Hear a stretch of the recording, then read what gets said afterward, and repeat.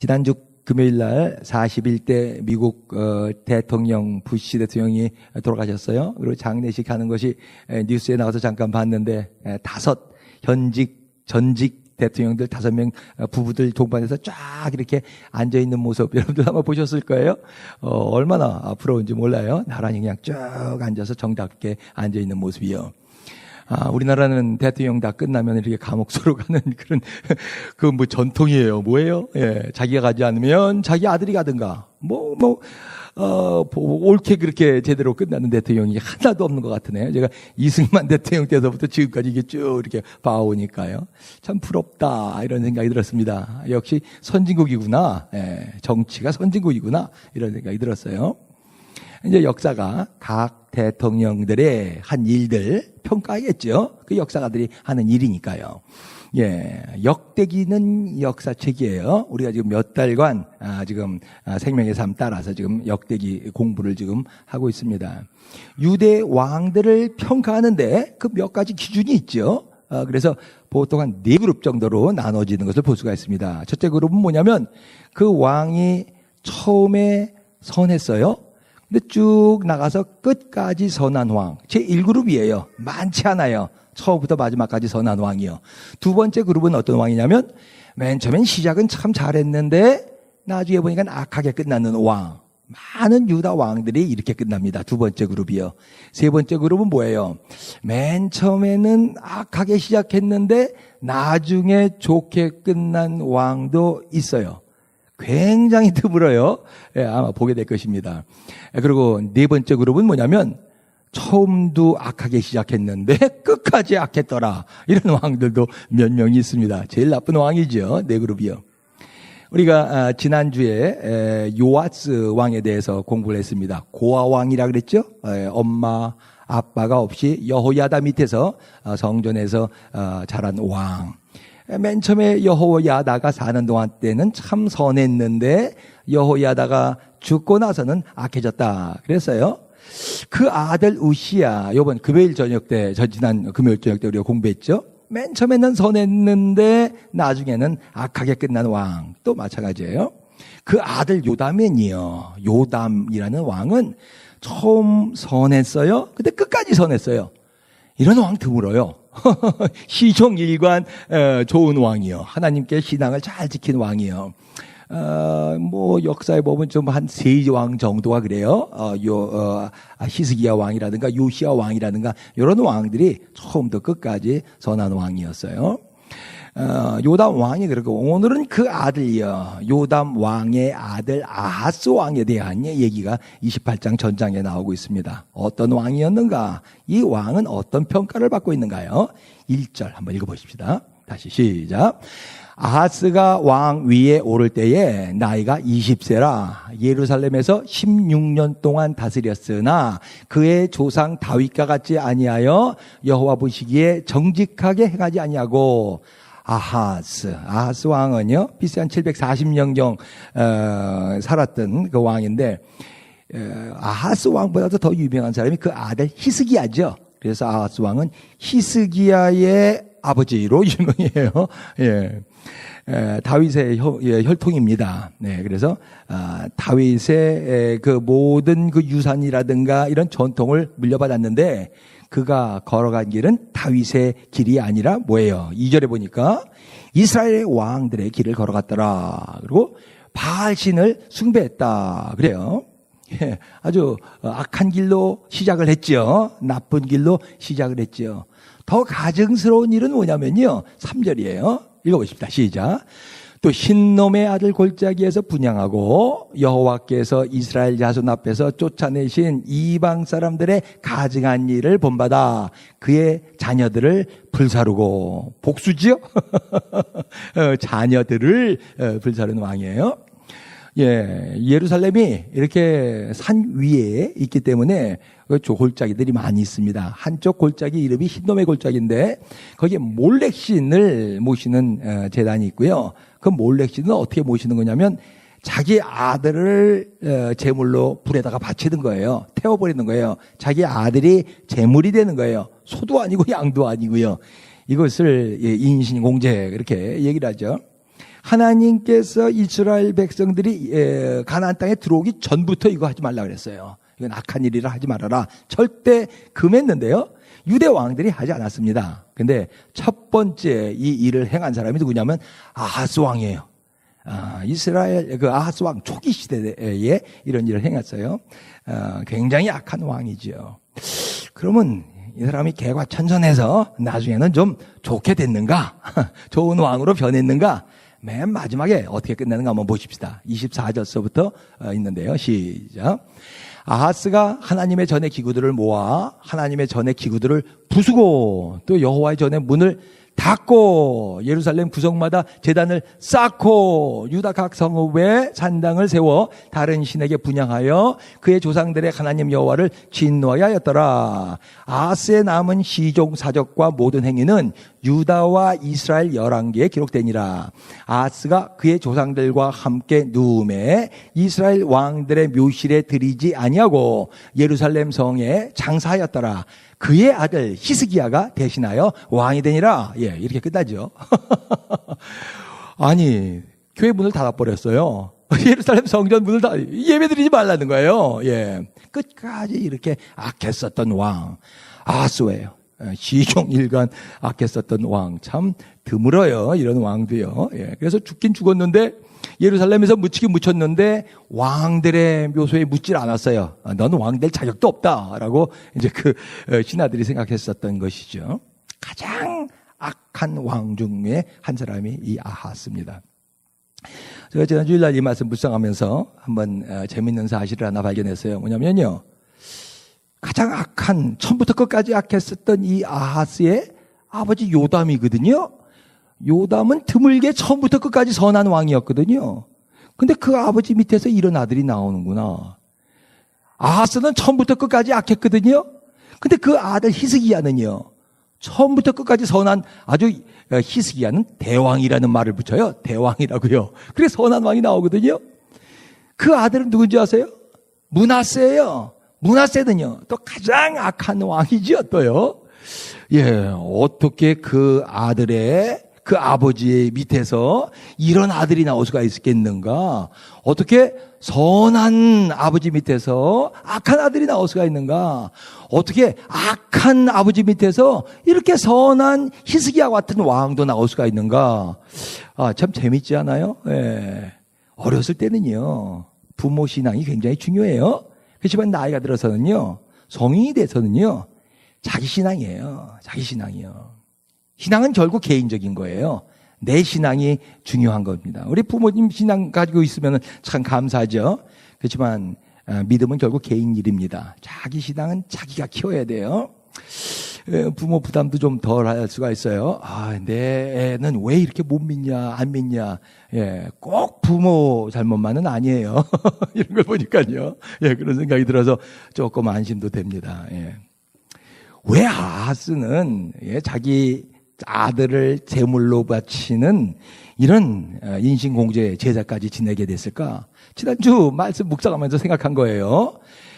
예전에는 이 말씀 읽었을 때 악한 왕 말이야. 어떻게 그게 애를까지 그렇게 바치냐? 이게 몰렉신에게 하는 일 하지 말라고 그렇게 하는데 나쁜 왕이다, 악한 왕이다, 이 정도로만 생각했는데 아하스가 말이에요. 사람이 아무리 악해도 말입니다. 자기의 애를 어떻게 불 속에다 넣고서 그렇게 제사를 지내요? 예. 재미로 드렸는가? 아니면 이방 문화를 좀 체험하려고 그랬는가? 예, 뭐가 문제였는가 말이죠. 그러다가 내 마음 가운데 든 생각이 이거예요. 어떤 사람들은요, 한국 미아리아 가면은 용한 점집들 많거든요. 점집 한번 가보셨습니까? 예. 어떤 사람들 정치가, 사업가, 재벌도 이런 사람들이 엄청난 돈 싸들고서 이렇게 유명 점쟁이를 찾아갈 때가 있거든요. 왜 찾아갑니까? 예. 한국에 민속문화 그래가지고 좀 굉장히 굿하는 사람들 많거든요. 신이 내린 강식무들한테는요, 몇 억이에요. 굿 한번 하는데 몇십억이에요. 그거 들어가면서 며칠 동안 일주일 내내 굿을 하거든요. 그런 집이 아직도 있거든요. 왜 굿들을 아직도 하고 있는 것일까? 왜 그렇게 용한 점쟁이에게 복채를 들고 다니면서 쫓아다니는 것일까? 왜 그럴까요? 자신이 해결할 수 없는 어떤 엄청난 문제가 지금 자기 앞에 가로놓여 있기 때문에 그런 것이죠. 아주 복잡한 문제예요. 예? 골이 그냥 지근지근 아프게 그냥 깨질 것 같은 이런 문제, 이런 상황 가운데 처해 있다는 거예요.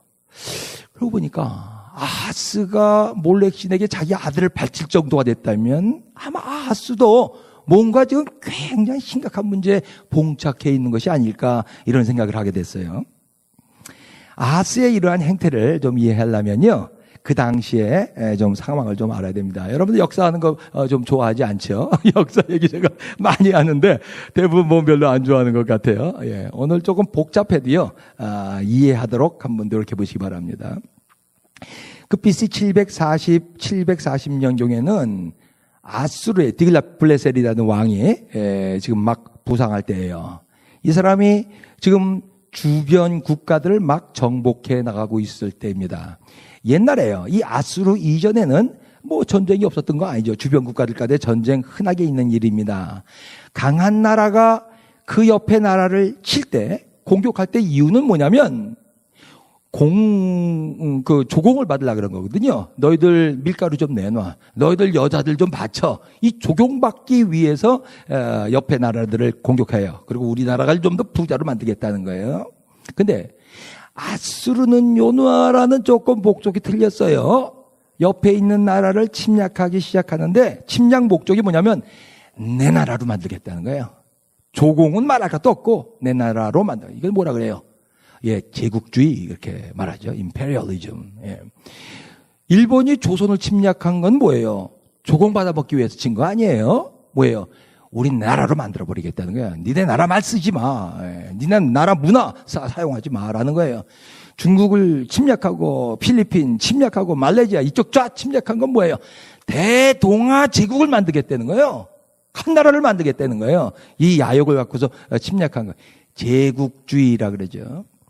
인류 역사상에 첫 번째로 나타난 제국주의가 이 아수르예요. 그래서 지금 강력한 군대를 만들기 시작했습니다. 아수르 왕이요. 용병을 모집하기도 하고 직업군인 제도가 처음 아수르에서 생각이 나고요.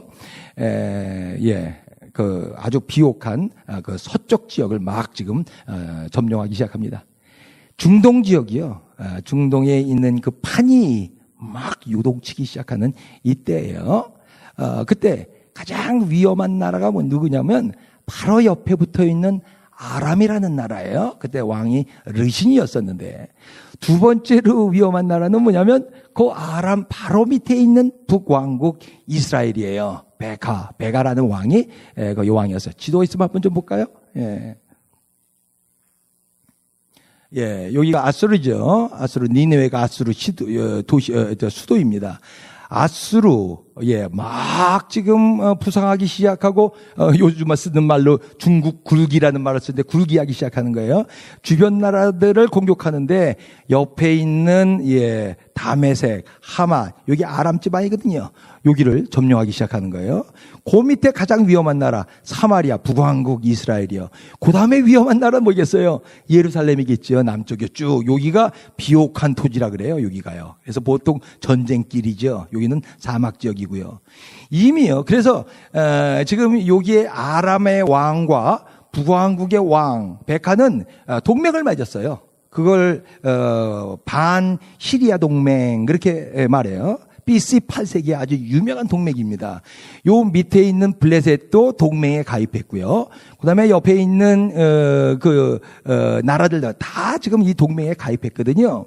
그래서 지금 다메섹에 있었던 르신 왕은 남쪽에 있는 유다, 남유다에 있는 왕도 자기네와 함께 동맹을 맺어라라고 지금 강요하고 있는 거예요. 그때 왕이 누구냐면 아하스입니다. 아하스요. 자, 지금 막 그냥 격동기거든요.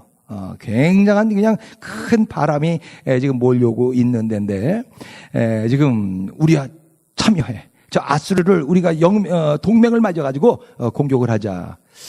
왕된 직후에 이런 일이 있었어요, 지금요. 어떤 지금 선택을 해야 되는가. 어떤, 앞이 깜깜하거든요. 어떤 선택을 해야 되는지, 머리가 지끈지끈 아프거든요. 어떤 선택을 해야 되는가. 인생이 선택이에요. 내가 뭘 선택하는가, 이거에 따라서 인생이 좌우 바뀌어지지 않습니까? 지끈지끈 머리가 아프죠. 선택한다는 거는요.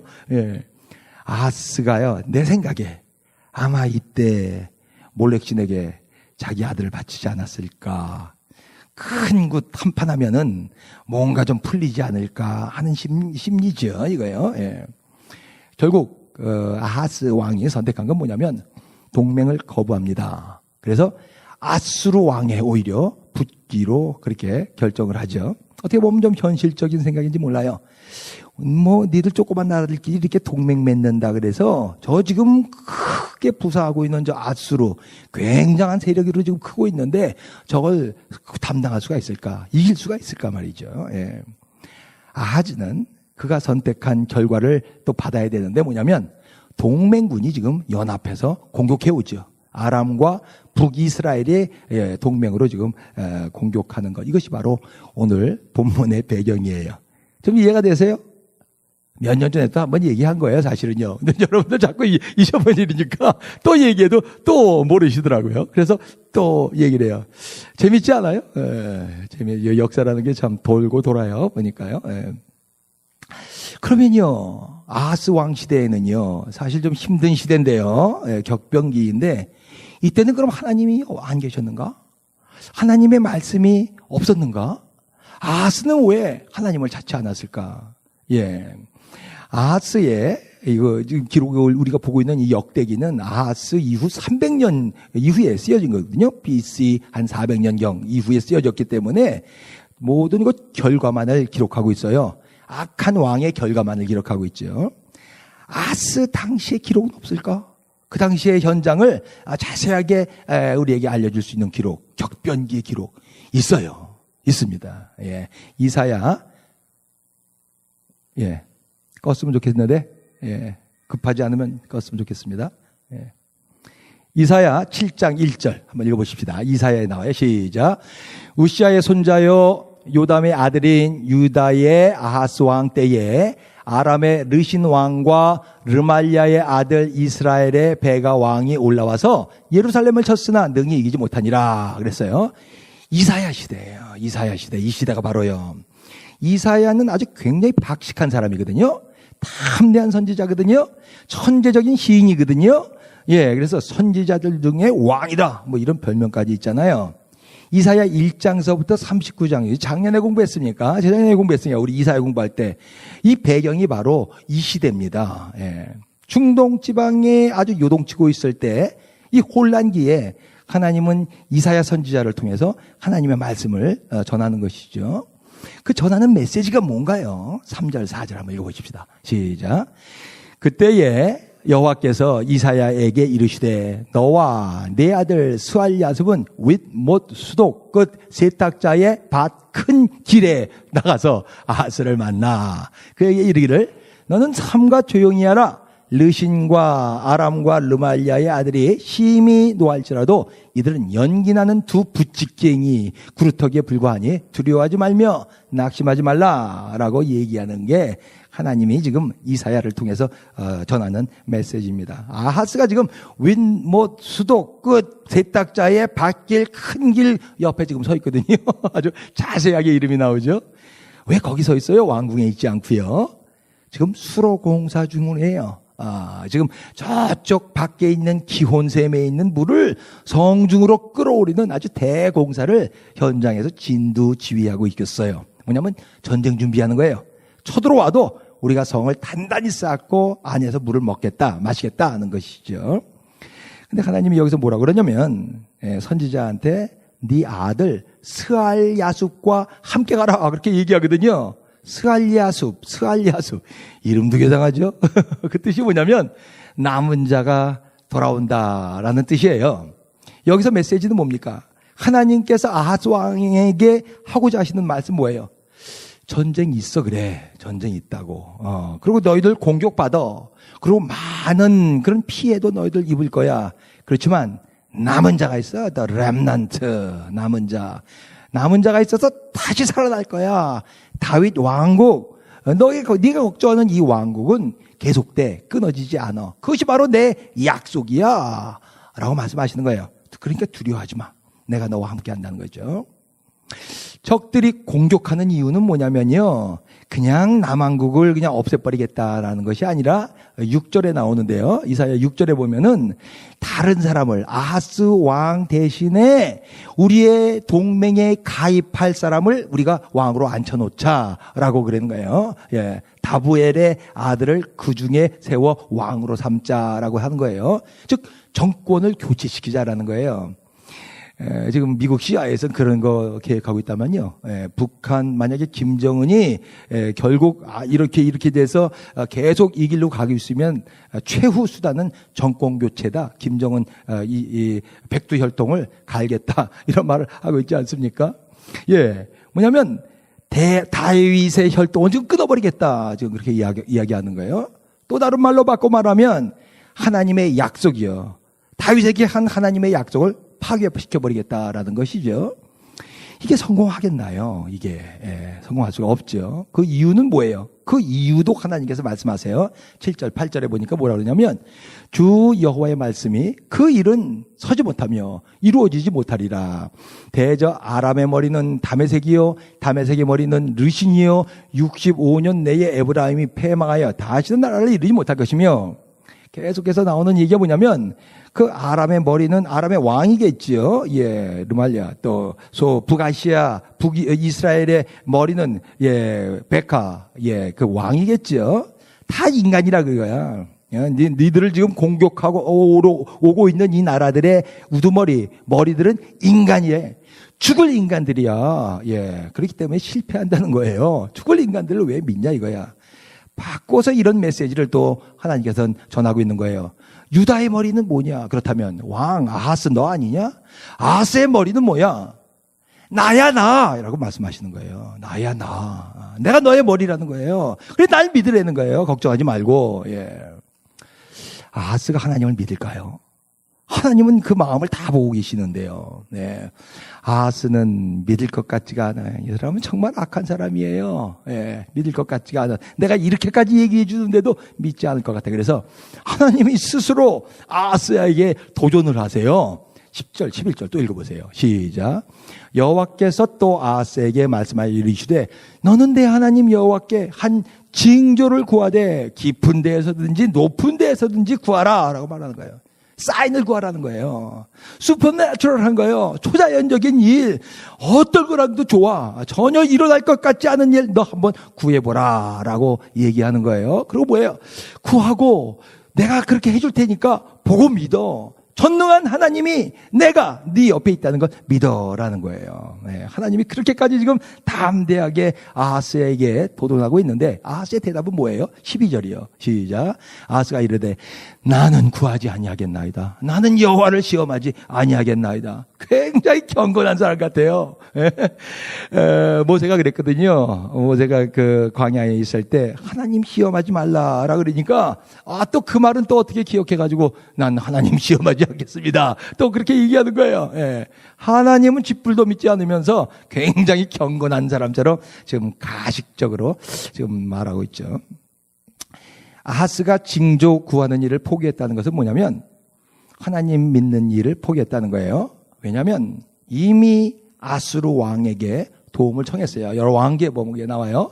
그리고 자기 나름대로 전쟁 준비 잘 하고 있어요. 수로 공사 잘 하고 있어요. 예, 꼭 이 상황에서 내가 하나님 믿어야 되나? 지금 우리가 지금 얼마나 지금 힘든 상황 가운데 어려운 상황 가운데 하나님이라고 여기에서 무슨 일을 할 수 있을까? 요거지요, 지금이요. 답답한 아하스죠. 아하스. 오늘 설교 제목이에요. 아하스, 답답한 아하스. 근데 가만히 보니까 이게 우리의 모습은 아닌가요? 이게요. 예. 지금 내가 처해 있는 이 상황 가운데서 하나님이 뭔가 하실 수가 있을까? 내가 지금 이렇게 어려운데 하나님이 내 상황을 알기나 하실까? 아니 무릎 꿇고 기도한다고 그래서 무슨 일이 일어날까? 예. 전혀 변할 것 같지 않은 그런데 인생판이에요. 요동할 때가 있거든요. 예. 나한테 전혀 일어나지 않을 것 같은 그 중한 병이요. 나한테도 걸릴 수가 있거든요. 예, 막 승승장구하는 이 사업이 그냥 무너질 때도 있거든요. 몇십 년 동안 내가 그냥 피땀 흘려 일하던 회사에서 해고 나갈 수도 있거든요. 옆에 있는 가족, 사랑하는 가족이 죽을 수도 있거든요. 전혀 일어날 것 같지 않은 일이 내 인생판이 요동칠 때가 있어요. 위기의 때죠. 정신 바짝 차려야 되죠. 하나님이 아하스에게 원하시는 건 뭘까요? 지금이요. 하나님이 우리 인생에서 원하시는 건 뭘까요? 이사야를 통해서 하시는 말씀 계속 한번 들어보십시다. 9절 후반절이요. 시작. 너희가 굳게 믿지 않으면 너희는 굳게 서지 못하리라 하시니라. 한번 읽고 암기해 보세요. 시작. 너희가 굳게 믿지 아니하면 너희는 굳게 서지 못하리라. 다시 한번요. 시작. 너희가 굳게 믿지 아니하면 너희는 굳게 서지 못하리라. 다시 한번 할 수 있어요? 시작. 너희가 굳게 믿지 아니하면 너희는 굳게 서지 못하리라. 하나님이 주시려는 말씀이에요, 이게요. 예, 지금 상황 가운데서 하나님은 우리가 굳게 믿음으로 살기를 원하세요. 왜냐하면 구원은 궁극적으로 하나님께로부터만 오기 때문에 그렇습니다. 아수르 왕, 굉장히 강한 왕이에요. 강력한 왕이에요. 그렇지만 그것도 사람이에요. 죽을 사람이에요. 예, 구원은 오직 하나님께로부터만 옵니다. 그럼 뭘 믿는 건가? 내가 날 보고 뭘 믿으라는 건가? 내 실력을 믿는 거야? 아니면 내 집안을 믿으라는 건가? 난 뭘 믿고 살아야 돼? 난 뭘 굳게 믿는 건가? 7장 14절 아주 유명한 구절이죠. 한번 읽어보십시다. 시작. 그러므로 주께서 친히 징조를 너에게 주실 것이요. 예, 자기가 왕이 안 구하니까 하나님이 직접 주세요. 시작. 보라, 처녀가 잉태하여 아들을 낳을 것이요 그의 이름을 임마누엘이라 하니라. 여기서 두 가지가 포인트가 중요한데 제일 중요한 건 임마누엘이에요. 임마누엘 뭐예요? 하나님이 나와 너희와 함께 하신다라는 말이에요. 하나님이 너희와 함께. 예, 이걸 믿으라는 거예요. 하나님이 내가 지금 너희와 함께 하고 있다. 임마누엘. 여러분 믿습니까? 하나님이 지금 여러분들과 함께 있는 거 믿습니까? 지금 내 눈에 안 보이는데요. 내가 기도해도 내 귀에 들리는 거 하나도 없는데요.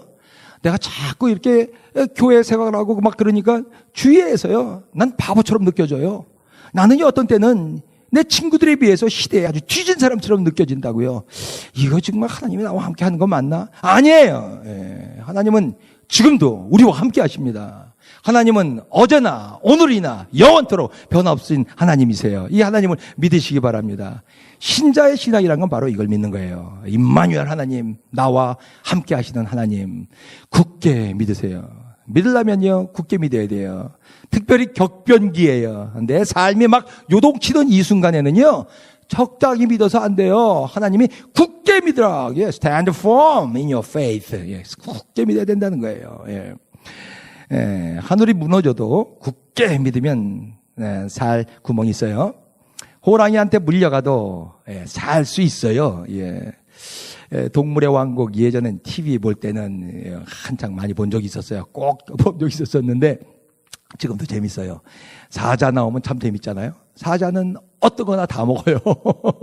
어떤 놈이나 붙으면 그렇게 다 사자는 동물의 왕이에요. 근데요 어떤 때 봤을 때 사슴 그룹이 있는데 사자 한 5마리 정도가 이렇게 몰려오는 것을 봤어요. 이제 한 마리 죽었구나. 근데 사슴류예요. 그걸 나중에 내가 찾아보니까 쿠두라 그러더라고요. 쿠두요. 뭐 몸집도 그렇게 크지 않은데요. 사자 5마리가 몰려오는 걸 보면서 그 쿠두 떼들이 그냥 막 도망가기 시작해요. 그래도 한 놈만 잡히면 이제 되는 거죠. 근데 갑자기 한 놈이 뒤돌아서더니요. 그 사자 5마리를 맞서더라고요. 이상한 소리를 꽥꽥 질려요. 꽥꽥꽥 그러면서 딱 4발로 다 버티고 서서 그 사자를 노려보더라고요. 근데요, 내가 보면서 저놈 잡혀먹었구나. 빨리 도망가지 뭐 저러고 있나 그랬더니요. 사자가 서더라고요. 그 앞에서요. 5마리가 그 앞을 그냥 배회했는데 그 쿠두 한 마리가요. 계속 소리 지르게 꽥꽥꽥꽥이요. 딱 서서 움직이지도 않아요. 결국 사자 5마리가 물러가더라고요. 나 깜짝 놀랐어요, 그거요. 예. 지금도 인터넷에 그거 있나 모르겠어요. 옛날 필름에 나와 있었던 건데요. 그걸 보면서 와, 이게 살 수가 있구나. 저놈 아주 참 믿음이 강한 놈인가 보다. 예, 딴 녀석들은 다 도망가고 꼭 구두 한 마리 때문에요. 그 집단이 생존했어요. 제가 배운 거예요. 한 놈만 굳게 믿어도 다는구나. 예. 한 놈만 굳게 믿어도 다 살아요. 가정이요.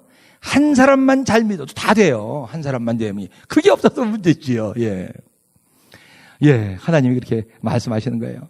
너희가 굳게 믿지 아니하면 너희는 굳게 서지 못하리라. 굳게 믿지 아니하면 굳게 서지 못하리라. 어떻게 굳게 믿지? 어떻게 내 신앙을 강하게 할 수가 있지? 오늘 마지막으로 한 가지 조언만 드리고 싶어요. 강하려면 강한 자와 함께 해야 돼요. 강하려면 강한 자와. 내가 뭔가 잘하려면요, 잘하는 사람과 함께 해야 돼요. 혹시 여러분들 루이 나이웨이라고 아세요? 루이 나이웨이. 중국의 철녀라는 별명을 가지고 있는 여자 바둑기사죠. 이 여자가요, 중국을 떠나서 일본에 정착하라고 그랬어요. 구단이에요. 뭐 이창호도 척척척척 물리쳤던 그런 루이 나이웨이 구단이요. 예. 일본에 정착하려고 그러니까 일본 바둑계에서 뭐라 그러냐면 오지 마. 너 오면은 루이 나이웨이, 네가 오면 우리 일본 바둑계는 아주 전멸한다. 쑥대밭이 될 것이다. 그렇게 말했거든요. 그래서 일본에 정착 귀화하지 못했어요. 그래서 한국으로 방향을 치렀습니다. 한국에 귀화했으면 어떨까? 그랬더니요, 한국 기원에서도 똑같은 말을 했어요. 너 오지 마. 너 오서 만약에 우리 나라에 귀화하면은 우리나라 바둑계는 쑥대밭이 된다라고 그렇게 얘기했어요. 근데요, 그때 젊은 한국 여자 바둑 기사들이 뭐라 그랬냐면요, 냅두세요. 오게 하세요. 루이가 구단이 와도 괜찮아요. 구단 잘해요, 지금이요. 구단은 목표로 우리가 정진하면요, 우리도 언젠간 넘을 수 있어요. 이렇게 얘기한 거예요. 굉장해요. 한국은 여자 나라인 것 같아. 바둑만 아니라 그냥 모든 게 여자들이 얼마나 센지 몰라요. 결국 그래서 루이 나이웨이가 한국에 정착하죠. 4년 만에요. 그 얘기를 했었던 조혜연, 박지은 다 루이를 넘어서서 승리를 거머쥐었습니다. 강한 자와 함께 해야 돼요. 요즘에 잘 쓰는 말 중에, 학자들이 잘 쓰는 말 중에 천재는 몰려다닌다라는 말을 많이 써요. 옛날에는 천재는 구석방에 골방에서 혼자 자기만 뭐 자폐증 걸린 사람처럼 그렇게 일하고 그렇게 일했다. 그게 아니라요. 역사적으로 쭉 보니까 천재들은 항상 천재들끼리 몰려다닌다는 말이에요. BC 5세기에 세계적인 석학들, 세계적인 철학자들, 지성인들은 다 아테네에 몰려 있었어요. 소크라테스, 플라톤, 아리스토텔레스, 유크라테스, 기하학으로 유명한 유크라테스. 이 사람들 다 그 당시에 거기 아테네에 살던 사람들이에요. 15세기 피렌체예요. 영어로는 플로렌스라고 그러죠. 거기에는 지성인들, 예술가들이 모여 살았어요. 한 세기에 한 사람 나올까 말까 하는 이런 천재들이요. 레오나르도, 다빈치, 미켈란젤로, 라파엘로 뭐 다 거기에 몰려 살았었어요. 피렌체라는 한 도시예요. 19세기예요. 19세기에는 지성인들, 음악가들, 세계적인 음악가들이 여기 몰려 살았어요. 우리가 아는 대부분의 음악가들이요. 베토벤, 모차르트, 슈만, 슈벨트, 이 사람들 다 거기 몰려 살았어요. 천재들이 몰려다간다는 거예요. 가만히 보니까 맞는 말 같아요. 강한 자들은 몰려 있어요. 예.